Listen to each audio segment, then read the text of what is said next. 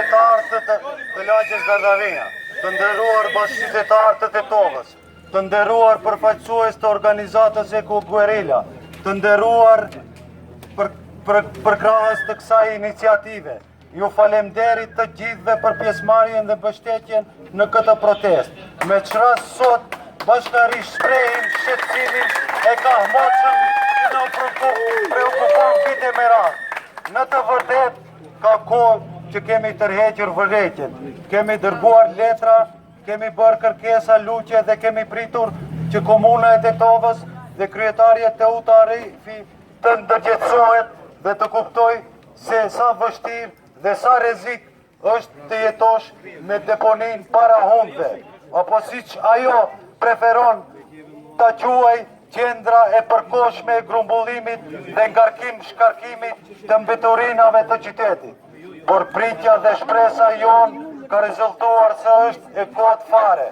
Kjo kryetare, kjo komunë nuk duan t'i dëgjojnë kërkesat dhe luqet tona. Andaj, sot jemi mbledhur këtu që njerëzit ta shprehin revoltën tonë ndaj kësaj gjendje katastrofale ekologjike që po na mbyt çdo ditë. Me këtë rast, jemi këtu që t'i kujtojmë kryetares së komunës së Tetovës se mandatin e saj e fitoi duke premtuar se Tetovën do të shndrojnë në qytet më të pastër në Europë dhe në një qytet shembullor për të gjithë Europën. E kur jemi sot këtu, duhet ta pyesim zonjën kryetare se a ka qenë ajo ndonjëherë në Europë dhe me cilin qytet europian e ka shndruar, ka dashur të shndroj Tetovën. Sepse kështu si që ka bërë ajo qytetin ton, ajo më shumë i ngjan që kryeqytetit të Bangladeshit Dhaka se cili qytet të Europës. Ndërsa që Bangladeshi nuk është në Europë, megjithatë, fal angazhimit të kësaj kryetare, sot Tetova raditet në vendin e parë ndër qytetet më të helmuara në Europë. E nderuara zonja kryetare, mandati juaj po përfundon, ndërsa pyetja jonë është: kur e keni në plan të merreni me punët e komunës? Ne jemi këtu që t'ju themi, largo deponin,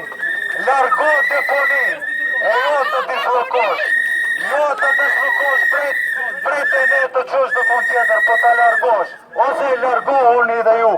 Zonja kryetare, durimi i tetovarëve sa vjene përksohet, ndërsa koha juaj për të lënë gjurmë të mira në Tetovë po përfundon. Prandaj kërkojmë largimin e menjëhershëm të kësaj deponie, sepse qytetarët tonë po e paguajnë me jetë dhe sëmundjet apo për pajkujdesin tuaj si komunë. Këtu po ua bëjmë me dije. Nëse vazhdoni të mos i përfillni kërkesat e qytetarëve, herave tjera do të përballeni me turma edhe më të mëdha. Madje mund t'ja sjellim deponin para zyrave që ta shihni si është të jetosh me deponin para hundëve.